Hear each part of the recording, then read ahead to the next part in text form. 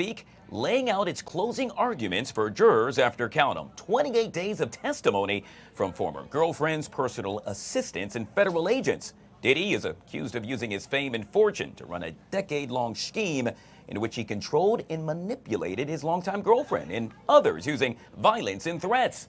Diddy has pleaded not guilty to the charges of sex trafficking, racketeering, and transportation to engage in prostitution. Joining us to discuss this and so much more is Mackenzie Joy Brennan, who is reporting from outside of the courthouse this afternoon. We're also joined by entertainment attorney and legal analyst Erica Rose. Ladies, thank you so much for joining us right here on the Fox 5 Live Zone.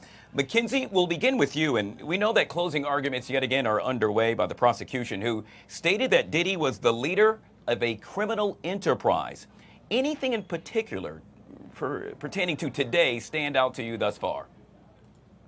Well, you know, these closing arguments are performance pieces. So it's essentially who can wrap everything up well enough and convince the jury. So it's pulling together all these threads of evidence that we've seen developing over the last month. They just went through the Mann Act elements by throwing on screen 27 different male sex workers who had been hired, and evidence of each of them came out in this trial.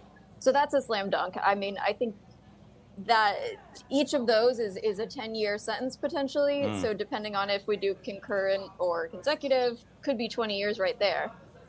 Erica, yesterday we saw the prosecution drop some of the charges. Many say it's because they failed to prove their case. I'm curious, how do you think the prosecution did overall? I think that they were hoping for a stronger case. I think that a key person in the trial was one of P. Diddy's employees who reinforced that Cassie and the other female, but especially Cassie, were willing participants. And when he was asked about his employment, he said that he would never work for a criminal. So I do feel like he was a key witness for the defense. But one good thing going on for the prosecution was the juror that got replaced this week. And a lot of people feel that by replacing the black male juror with a white male juror might work against P. Diddy. That's what the speculation is. So I could kind of see it going either way, honestly. I really don't know what's going to happen at this point. Yeah, it's the million-dollar question. Mackenzie, we know that tomorrow the defense will give their closing argument, which will be followed by the government's rebuttal before the judge charges the jury. What do you think the defense will lay out tomorrow?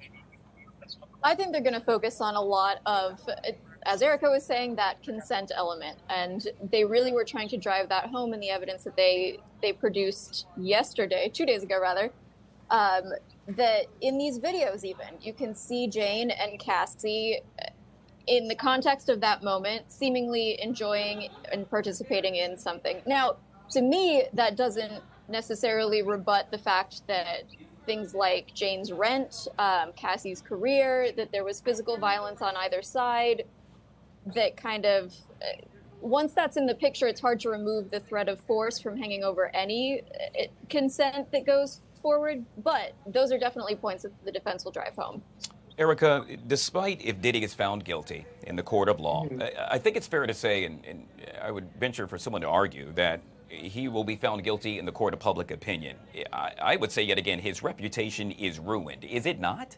Yes, I think it definitely is. I think the public would really like him to be held accountable to some extent, especially women. And yeah, I do think besides for his somewhat really loyal fan base, which seems to be mostly a lot of men, I do think largely his reputation, I know me, I used to be a fan of his until all this came out. So I don't think his public reputation will ever recover from this, regardless of what the verdict is. All right, we'll end with this, and I'll ask you both. What do you think the ultimate outcome will be? Mackenzie? I'm going a couple decade sentence. I really do think once you add up the years and some of the slam dunks here, he might spend the rest of his life in prison. Erica? I think that people would like that to happen, but I don't really think that is going to happen, life in prison. Maybe some jail time, but I'm thinking a more lenient sentence. I don't know why. That's just based on everything so far, that's just what I'm feeling. But you never know with juries. Yeah, that's the case. You never know, but we will find out very shortly. And when we do, we'll bring it to you right here on the Live Zone. Yet again, we have been joined by Mackenzie Joy Brennan. She's reporting outside of the courthouse, and legal analyst Erica Rose, both of which kind enough to join us right here on the LZ. Ladies, thank you so much for coming on the show. Thanks for having me. All right, guys, we'll take a quick break. On the flip side of that break, you heard about one of the hottest podcasts on the planet talking about, yes, decisions. You're going to meet two of the co-hosts coming up next. Did I mention they've embarked on writing a book? Oh, it's so cool. You'll see it right here on the Live Zone.